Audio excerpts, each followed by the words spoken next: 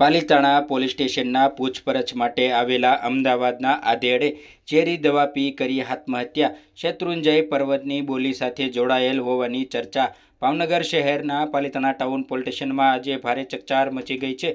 અમદાવાદના એક 53 વર્ષીય આધેડ વ્યક્તિએ પોલીસ સ્ટેશનના પરિસરમાં જ ઝેરી દવા પીને આત્મહત્યા કરી લેતા સમગ્ર પંથકમાં સનસનાટી ફેલાઈ છે.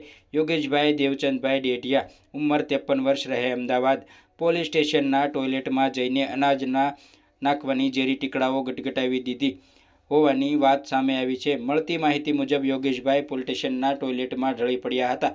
પોલીસે જાણ થતાં તેમને તાત્કાલિક પાલીતાણા હોસ્પિટલ ખસેડવામાં આવ્યા હતા. જો કે તેમની તબિયત વધુ લથડતા ખાનગી હોસ્પિટલમાં રિફર કરાયા હતા, જ્યાં સારવાર દરમિયાન તેમનું કરુણ મૃત્યુ થયું છે. પ્રાથમિક સૂત્રો દ્વારા મળતી માહિતી અનુસાર મૃતક યોગેશભાઈ દેવચંદભાઈ ડેઢિયા જૈન સમાજ સાથે સંકળાયેલા હતા.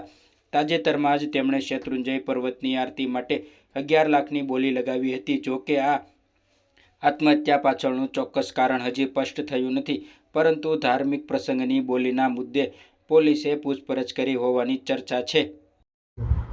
ગઈકાલ તારીખ 27ના રોજ central vigilance security officer SR Singh દ્વારા એક પાલીતાણા પોલીસ સ્ટેશનમાં અરજી આપવામાં આવેલી હતી.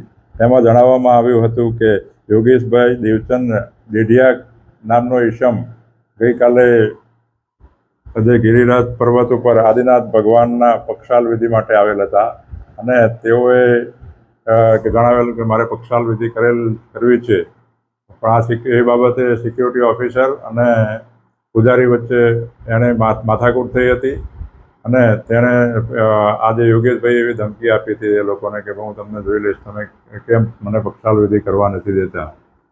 તો એ બાબતે આ સિક્યુરિટી ઓફિસરે અરજી આપેલી હતી અને એ અનુસંધાને પાલીતાણા ટાઉન પોલીસ સ્ટેશને આ યોગેશભાઈને પોલીસ સ્ટેશન પૂછપરછ માટે બોલાવેલા હતા.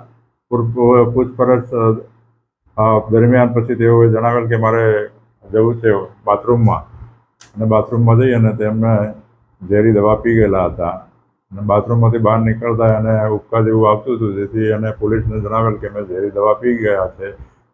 તો પોલીસે તાત્કાલિક એને માનસીજી હોસ્પિટલમાં લઈ ગયેલા અને ત્યાર પછી તેની તબિયત વધુ લથડતા તેને સદવિચાર હોસ્પિટલમાં દાખલ કરવામાં આવેલા હતા અને ત્યાં એનું સારવાર દરમિયાન મરણ ગયેલું હતું. એ બાબતે મરણ જનારના PMની કાર્યવાહી હાલમાં ભાવનગર ચાલુ છે.